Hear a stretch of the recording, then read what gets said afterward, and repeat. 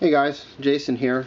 Today I'm working on kind of coming up with a continuous switch list for my layout, and I'll show you what I'm talking about here as best I can.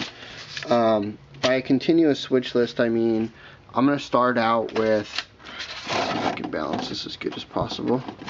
I'm going to start out with a single switch list. This is McCloud Railway Turn at 6 a.m. in the morning, and basically it tells you the industry we're going to switch and which cars I'm going to move to where. So PU is pick up, RLC is relocate, and drop off is drop off. So it tells you the car and what I'm going to do. And on this particular switch job, there's only the warehouser job and the yard siding. Then there's nothing else. The second list, which is going to happen later in the day, this one is supposedly going to happen at 1900 hours, although I'll probably change that back to PM, is going to switch. This is the McCloud Industrial Turn. This is going to switch a number of industries. So the idea behind this is that I'll flip this over. I'll have another set back here, which I haven't come up with yet. And essentially, by the time I run through the first list, second list, third list, and fourth list, that will reset all the cars so that I can go back to the first list.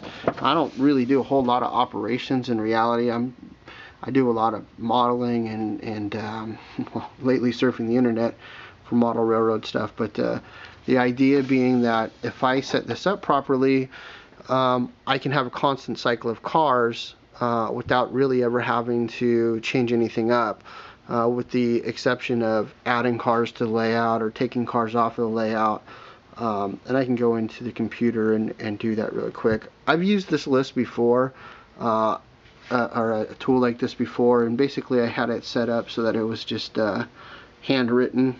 This is the first time I've really plugged it into the computer, so we'll see how it works. It's pretty convenient to use this way.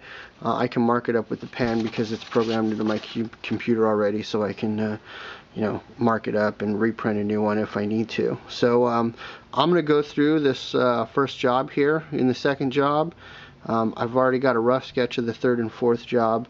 I'm really debating at this point whether 4 jobs is enough or whether I want to do an 8-job cycle. That way there's really, breaks the redundancy of potentially doing the same moves over and over. We'll see how it goes. But for right now, I'm going to bring you over here to the workbench.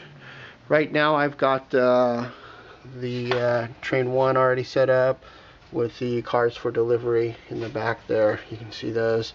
And then on this spur here, I've got job 2, which will come second. Definitely going to have to do some work on this little staging yard, if you will.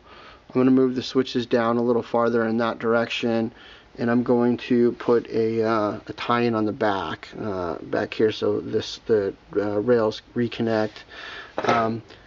I've got a light switch here and a power switch, which is why I haven't gone out any further.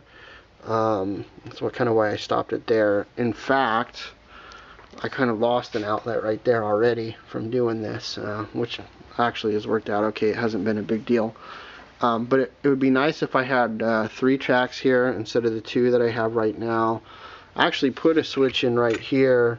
You can see it's going to shoot back down that way, and that's just for storage, storing engines and stuff like that.